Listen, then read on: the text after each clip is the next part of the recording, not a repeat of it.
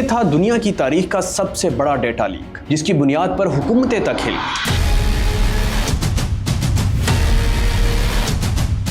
اس app نے نہ صرف صارف بلکہ ان کے دوستوں کا ڈیٹا اکٹھا کر دنیا کو اس کا علم بہت دیر بعد ہوا۔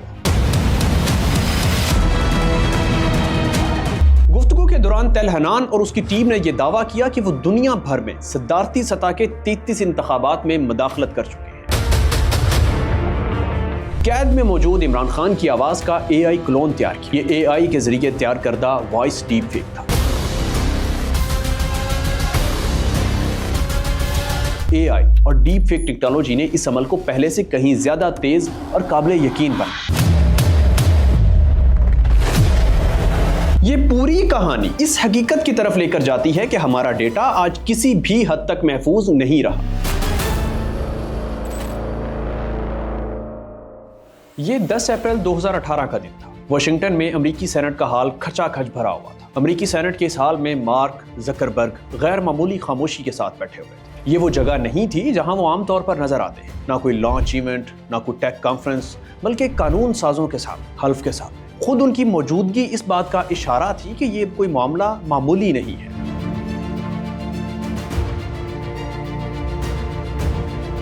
We face a number of important issues around privacy, security, and democracy. سوالات شروع ہوئے، فائلیں کھلیں اور پھر ایک سینیٹر کھڑے ہوئے۔ لہجہ پرسکون تھا، آواز میں غصہ نہیں تھا۔ انہوں نے کہا کہ فیس بک نے جن 87 ملین قریب 8 کروڑ لوگوں کا ڈیٹا بغیر اجازت شیئر کیا ہے، ان میں میری 8 سالہ بیٹی بھی شامل۔ بات سادہ تھی مگر کمرے میں ایک لمحے کے لیے خاموشی چھا گئی۔ این جس وقت یہ ہو رہا تھا، اسی وقت فیس بک کے دفتر میں ایک اور قسم کی بے چینی موجود تھی۔ کمپنی پہلے ہی اعترافی بیانات ریکارڈ کر چکی تھی، ڈیٹا لیک کی وضاحتیں دی جا رہی تھیں اور کیمبرج انالیٹکا سے فاصلہ واضح کرنے کی کوشش ہو رہی تھی۔ دوسری طرف برطانیہ میں کیمبرج انالیٹکا کے دفتر پر تحقیقات کا دباؤ بڑھ چکا تھا۔ فائلیں، ای میلز، ڈیٹا کے راستے کنگالے جا رہے تھے۔ ایک طرف سینٹ میں سوال تھا کہ یہ سب کیسے ہوا، دوسری طرف سسٹمز میں یہ دیکھا جا رہا تھا کہ کہاں سے کنٹرول ہاتھ سے نکل گیا۔ اور یہ تھا دنیا کی تاریخ کا سب سے بڑا ڈیٹا لیک، جس کی بنیاد پر حکومتیں تک ہل گئیں۔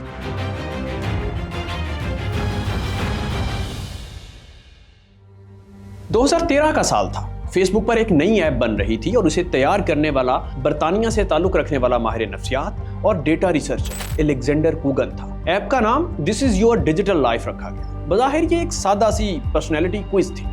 ابتدا میں چند لوگ آئے، پھر آہستہ آہستہ اس میں دلچسپی بڑھنے لگی۔ ایک صارف اسے کھولتا ہے، دوسرا تجسس میں شامل ہو جاتا ہے اور دیکھتے ہی دیکھتے تقریباً 3 لاکھ لوگوں نے استعمال کی۔ مگر فیس بک کی پالیسی کے مطابق اس ایپ نے نہ صرف صارف بلکہ ان کے دوستوں کا ڈیٹا اکٹھا کر اور یوں چند لاکھ لوگوں کے ذریعے تقریباً 87 ملین افراد کا ڈیٹا حاصل کر لیا، جس میں نام، لائکس، سیاسی رجحانات اور آن لائن رویے تک شامل تھے۔ اب جب سیاسی رویے تک کا ڈیٹا موجود ہو تو اس کا استعمال کیسے ہو سکتا ہے، یہ تو واضح ہی ہے۔ اب یہ ڈیٹا کس قدر خطرناک ہے، اس کا اندازہ اس بات سے لگائیں کہ ماہر نفسیات کا کہنا ہے کہ محض 300 فیس بک لائکس کی بنیاد پر یہ الگوریدم آپ کی شخصیت کا اندازہ آپ کے شریک حیات سے بھی بہتر لگا سکتا ہے۔ یہ ڈیٹا صرف تعلیمی تحقیق کے لیے ہونا چاہیے تھا، مگر کوگن نے اسے کیمبرج انالیٹکا کو دے دیا، جو ایک سیاسی ڈیٹا کمپنی تھی۔ کمپنی نے اس ڈیٹا کو اوشن نفسیاتی ماڈل کے تحت پروفائلنگ کے لیے استعمال کی اور ووٹرز کو ایسے مائکرو ٹارگیٹڈ سیاسی اشتہارات دکھائے جو ان کے خوف، غصے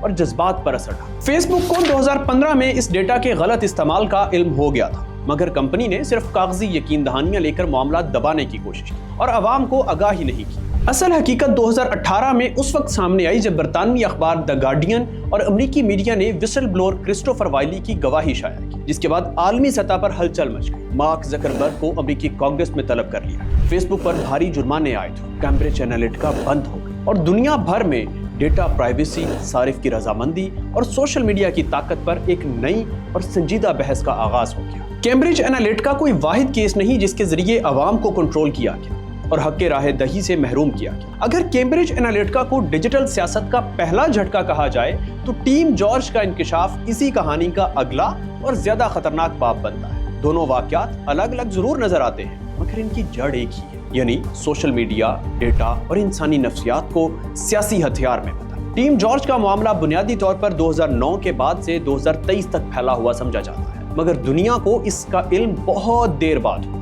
फरवरी 2023 में ये मामला उस वक्त सामने आया जब सहाफ़ियों के एक बैन अल-अक़वामी गिरोह ने एक मुनज़्ज़म और तहकीकी अंदाज में इन हक़ाइक़ को दस्तावेज़ी शक्ल दी। इस तहकीक के दौरान अंडर कवर सहाफ़ियों ने खुद को मुमकिन सियासी क्लाइंट्स के तौर पर पेश किया ताकि इस नेटवर्क के काम करने के तरीक़ाकार तक रसाई हासिल की जा सके। इन्हीं मुलाकातों में इस गिरोह के सरबराह तेल हनान से बातचीत, जो एक साबिक इसराइली स्पेशल फोर्स एहलकार है और खुद को जॉर्ज के नाम से मुतारिफ करा। गुफ्तगू के दौरान तेल हनान और उसकी टीम ने यह दावा किया कि वो दुनिया भर में सदारती सतह के 33 इंतखाबात में मुदाखलत कर चुके हैं और उनमें से 27 मुहिम्मात को वो कामयाब करार देते। टीम जॉर्ज का तरीका कैम्ब्रिज एनालिटिका से मुख्तलिफ और ज्यादा जारहाना था, क्योंकि ये सिर्फ डाटा एनालिसिस तक महदूद नहीं थे, बल्कि बराह रास्त हैकिंग, ईमेल और सोशल मीडिया अकाउंट्स तक गैर कानूनी रसाई, जाली खबरें, बूट नेटवर्क्स और हजारों जाली सोशल मीडिया प्रोफाइल्स के जरिए सियासी माहौल को बदलने का दावा करते थे। उनके पास एक सॉफ्टवेयर था जिसे वो AIMS कहते थे। बैक वक्त मुख्तलिफ प्लेटफॉर्म्स पर जाली शनाख्तों के जरिए बयानियां बनाने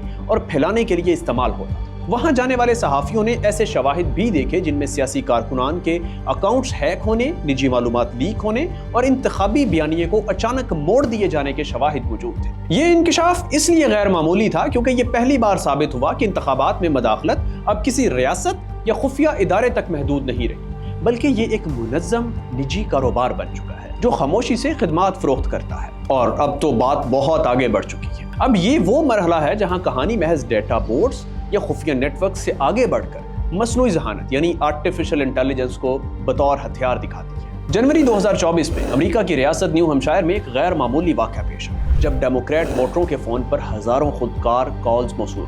अंदाजों के मुताबिक ये तादाद 5,000 से लेकर 25,000 के दरमियान। हर कॉल में एक मानूस सी आवाज़ सुनाई देती थी, बिल्कुल जो बाइडेन जैसी, जो ये पैगाम दे रही थी कि अगर वोटर्स इस इंतखाब में वोट डालेंगे तो नवंबर के आम इंतखाबात में शिरकत का हक खो बैठेंगे। ये पैगाम सरासर झूठ पर मबनी था, मगर आवाज़ इस कदर असल मालूम होती थी कि उसने इसे काबिले यकीन बना दिया। लेकिन जब तहकीकात हुई तो कहानी कुछ और ही। ये AI के जरिए तैयार करदा वॉइस डीप फेक था जिसका मकसद वोटरों को उलझन में डालना और इंतखाबी अमल से दूर रखना। इसी नए डिजिटल दौर में पाकिस्तान के 2024 के इंतखाबात एक मुनफरिद केस स्टडी बनकर सामने। एक तरफ इंटरनेट की बंदिश, सियासी पाबंदियां और रवायती इंतखाबी सरगर्मियों पर कदगन थी, तो दूसरी तरफ पाकिस्तान तहरीक इंसाफ ने मसनूई ज़हानत आर्टिफिशियल इंटेलिजेंस को एक दिफाई हिकमत अमली के तौर पर इस्तेमाल किया। कैद में मौजूद इमरान खान की आवाज़ का AI क्लोन तैयार किया जिसके जरिए वर्चुअल जलसों से खिताब नशर किया और महज 12 घंटों में 15 लाख से ज़ायद अफराद ने इस पैगाम को देखा। ये पहला मौका था कि पाकिस्तान की सियासत में किसी रहनुमा की जिस्मानी गैर मौजूदगी को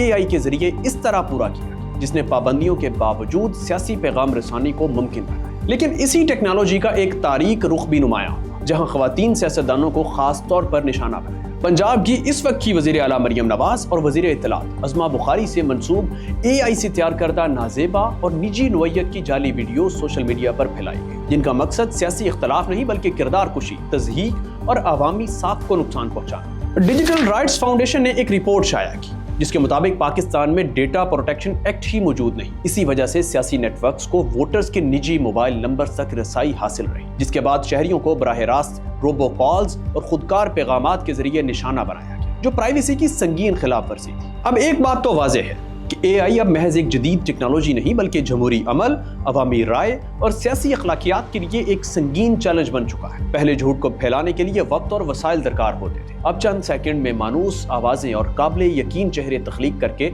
आवाम को गुमराह किया जा सकता है। यही वो नुक्ता है जहां कैम्ब्रिज एनालिटिका के तजुर्बात, टीम जॉर्ज जैसे खुफिया नेटवर्क्स और आज की AI टेक्नोलॉजी एक ही लाइन में खड़े हो जाते हैं। फर्क सिर्फ ये है कि अब मदाखलत ज्यादा खामोश और ज्यादा तेज और कहीं ज्यादा मौसर हो चुकी है। ये पूरी कहानी इस हकीकत की तरफ लेकर जाती है कि हमारा डेटा आज किसी भी हद तक महफूज नहीं रहा और यही मसला AI के खतरनाक इस्तेमाल का सबसे बुनियादी नुक्ता है। मार्क ज़करबर्ग और फेसबुक के वाक़यात ने ये वाज़ेह किया कि सोशल मीडिया पर हमारा हर क्लिक, हर लाइक, हर शेयर और हर सर्च रिकॉर्ड होता है और ये रिकॉर्ड सिर्फ ज़ख़ीरा नहीं होता बल्कि किसी भी वक्त तज्जिया, प्रोफाइलिंग और निशाना बनाने के लिए इस्तेमाल किया जा सकता है। कैम्ब्रिज एनालिटिका ने इसी डेटा को बगैर इजाज़त हासिल की और तकरीबन 87 मिलियन सार्फिन की नफ्सियाती प्रोफाइलिंग के लिए इस्तेमाल की, जहां इंसानी खौफ, तासुब और तरजीहात की बुनियाद पर सियासी मुहिम्मात को मौसर बनाया। टीम जॉर्ज इसी सिलसिले का अमली पहलू है जो जाहिर करता है कि ये डेटा किस तरह आलमी सतह पर इस्तेमाल किया जा सकता है।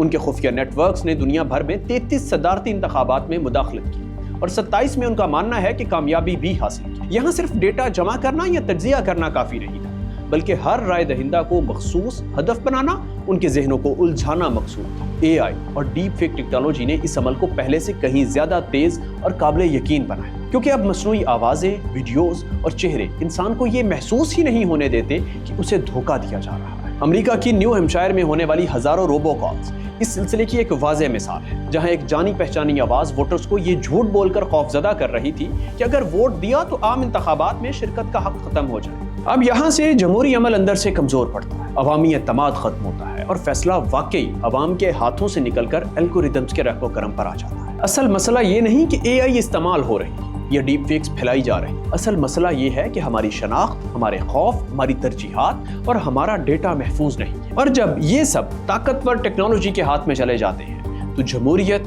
प्राइवेसी और अवामी राय सब खतरे में आ जाते हैं।